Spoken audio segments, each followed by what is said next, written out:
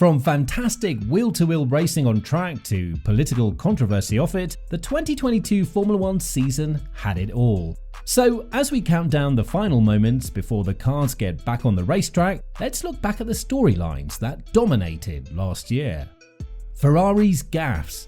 It's a shame to begin our retrospective with a breakdown of one of team's disappointments, but F1 fans were almost entirely deprived of a dramatic chase for both the Drivers' and Constructors' Championships because Matteo Binotto's Ferrari tripped up at every corner.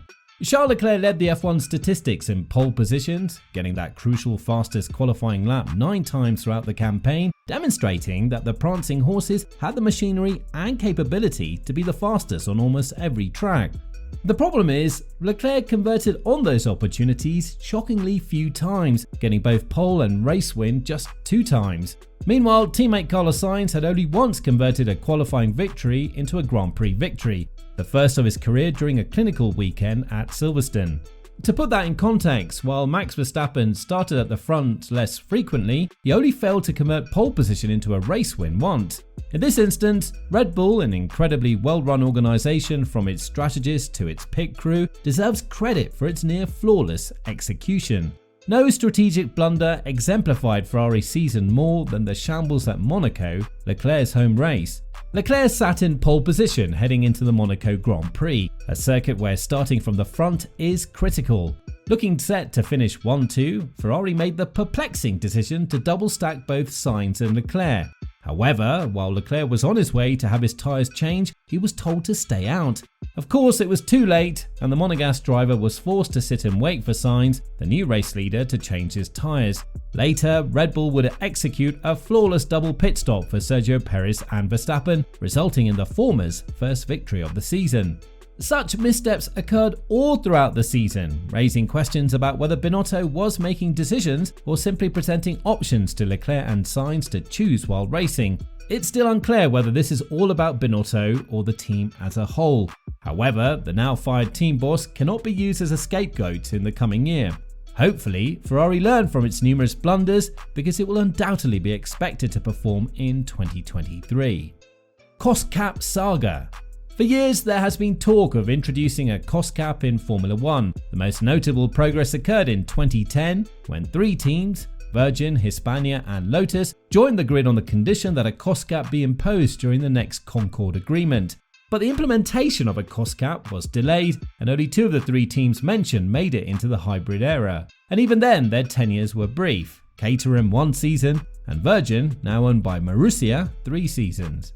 Fast forward to 2018, and teams eventually agreed to a budget cap that would take effect in 2021 to keep spending under control, avoiding spiraling costs and increasing the field's competitiveness. Early on, it was clear that the regulations were not fully understood, as Williams was found to have committed a procedural violation and was fined $25,000 for one of their auditors submitting paperwork late. When it was revealed in the middle of the 2022 season that Red Bull had spent slightly more than the $145 million cap, it sparked yet another shouting match between the top teams. McLaren CEO Zak Brown accused Red Bull of cheating in a letter to FIA President Mohammed Ben Sulayem, while Mercedes team principal Toto Wolff said a breach of the Coscap would be a heavyweight offence. Ferrari team principal Matteo Binotto added that even a minor violation should result in serious consequences. Details about Red Bull's overspending surfaced, with team principal Christian Horner holding an extraordinary press conference at the Mexican Grand Prix to refute all of the allegations levelled against them. The FIA fined the team $7 million and placed restrictions on their aero development for 2023. Silly season antics. Daniel Ricciardo's continued struggles with McLaren, which eventually led the manufacturer to cut ties with the Australian much sooner than expected, were the catalyst to the start of the 2022 silly season. Ricciardo is now the reserve driver for Red Bull, the team with which he had his last real success. He'll have to show he can still race at the top level. But if he does, and if Verstappen and Perez keep butting heads, he has a chance to reclaim one of the 20 coveted seats. Then there's the mess Alpine found itself in. It all started when Fernando Alonso unexpectedly left the team, later revealing that it was due to the French manufacturer's refusal to offer him a multi-year contract. Instead, the former champion received his wish from Aston Martin, with Sebastian Vettel retiring. But things quickly deteriorated. Alpine announced that Alonso's replacement would be reserve driver Oscar Piastri, only to have that statement contradicted by Piastri himself hours later. The Australian rookie ended up replacing Ricciardo alongside Lando Norris at McLaren. Alpine ended up poaching former race winner Pierre Gasly from AlphaTauri, so it wasn't all bad, but it certainly rubbed team president Otmar Szafnauer the wrong way. Aside from that, newcomer Nick De Vries will take over for Gasly at AlphaTauri, after impressing the team while filling in for Alex Albon at Williams in Monza, who was sidelined due to an appendectomy.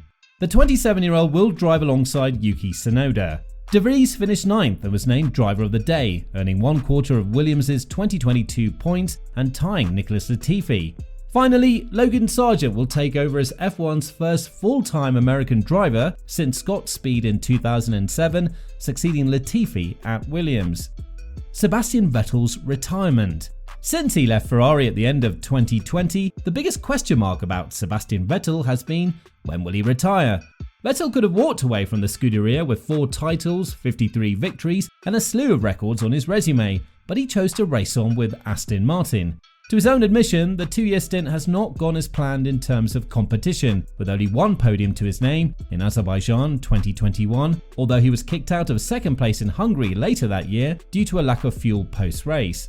However, while not being involved in the white-hot battle at the front of the field, Vettel found his voice off-track and established himself as one of Grand Prix racing's true elder statesmen. How many other world champions in any sport would appear on the BBC's political talk show Question Time and speak more intelligently than any of the so-called politicians on the panel?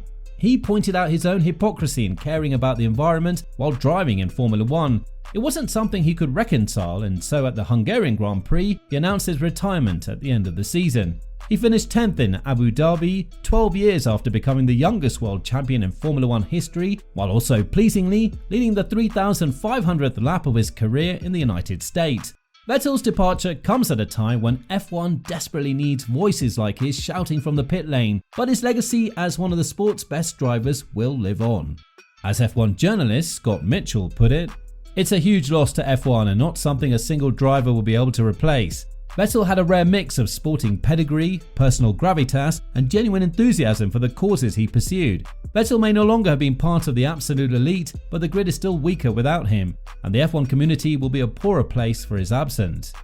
Verstappens Domination.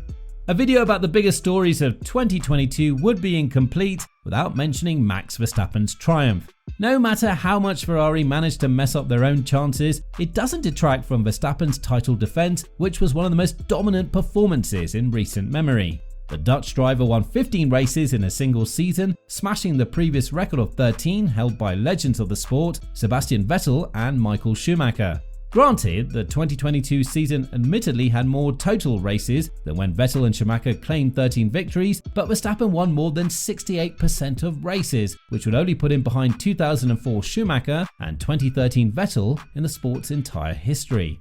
He's divisive, but he's also incredibly dominant and at the pinnacle of his game. Consider his performance at the Belgium Grand Prix, where he started 14th and found himself in the lead after just 18 laps. There's no doubt that the Dutchman is a potential legend in the making, and with Red Bull's backing for years to come, he could be in the #1 car for a long time. That's all for now, folks. So what are your thoughts? Are you looking forward to the 2023 season? Max Verstappen was unquestionably the main character last year, but will this be the case in 2023? Please let us know in the comments down below. Now, if you enjoyed the video, make sure to like, subscribe, and click the notification bell to be notified of our next uploads. Check out our other videos on the screen right now as well. Thank you for watching, and we'll see you again soon.